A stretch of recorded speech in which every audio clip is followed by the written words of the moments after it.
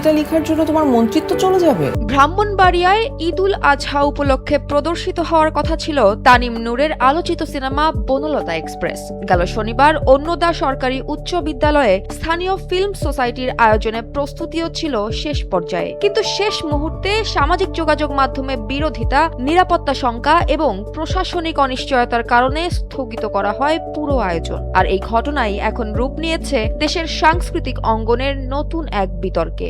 অপেক্ষা করে না, তোমরা দুইজন কি হানিমুনে যাচ্ছ না? ঘটনার পরপরই এ ব্যাপারে সরব হতে দেখা যায় নির্মাতা রেদওয়ান রনিকে। তিনি বলেন, এটি শুধু একটি সিনেমার বিষয় নয়, বরং দেশের চলচ্চিত্র সংস্কৃতির জন্য গভীর উদ্বেগেরও সংকেত। তার মতে, এটিকে বিচ্ছিন্ন ঘটনা ভাবলে ভবিষ্যতে পুরো ইন্ডাস্ট্রির উপর এর প্রভাব পড়বে। তিনি প্রশাসন ও সংশ্লিষ্ট মন্ত্রণালয়কে দ্রুত ব্যবস্থা নেওয়ার আহ্বান জানান। এদিকে এ বিষয় নিয়ে একইভাবে উদ্বেগ প্রকাশ করেছেন নির্মাতা আশফাক নিপুণ। তিনি মনে করেন, এতে ছবির আর্থিক ক্ষতি না হলেও ক্ষতিগ্রস্ত হচ্ছে মুক্ত সাংস্কৃতিক চর্চা। তার প্রশ্ন, যেখানে সরকার সংস্কৃতিকে সমর্থনের কথা বলে, সেখানে এমন ঘটনা কিভাবে ঘটে? ট্রেনটা থামলে আমরা মজনু, কিন্তু রানিং ট্রেনে আমরাই সরকার। অন্যদিকে অভিনেত্রী পিয়া জান্নাতুল তার ভেরিফাইড ফেসবুকে এক স্ট্যাটাসের প্রতিক্রিয়ায় লিখেছেন, যেখানে যখন যা বলা উচিত না আমি প্রায়ই সেটা বলে ফেলি, আর সেই কারণেই অনেক ঝামেলাতেও পড়তে হয়। এরপর তিনি প্রশ্ন তুলে বলেন, যারা বিভিন্ন সময়ে দেশ ও সংস্কৃতি রক্ষার কথা বলেন, তারাই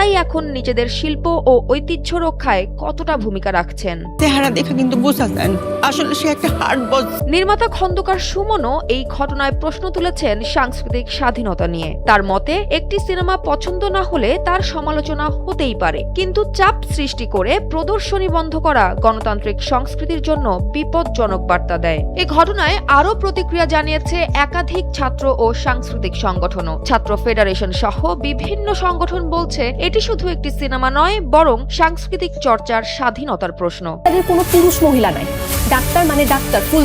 অপরদিকে সিনেমাটির নির্মাতা তানিম নূর জানান, সেন্সর বোর্ডের অনুমোদন পাওয়া একটি চলচ্চিত্রের প্রদর্শনী বন্ধ হওয়া কোনোভাবেই গ্রহণযোগ্য নয়। তিনি বলেন, সামাজিক যোগাযোগ মাধ্যমগুলোতে উস্কানি ও পোস্টারে ক্রস চিহ্ন দেওয়া আইন বিরোধী এবং এটি সরাসরি শিল্পের ওপর চাপ সৃষ্টি করছে। দাই মারে দিলে তখনই তিনটা বাচ্চা ডেলিভারি করে দিত।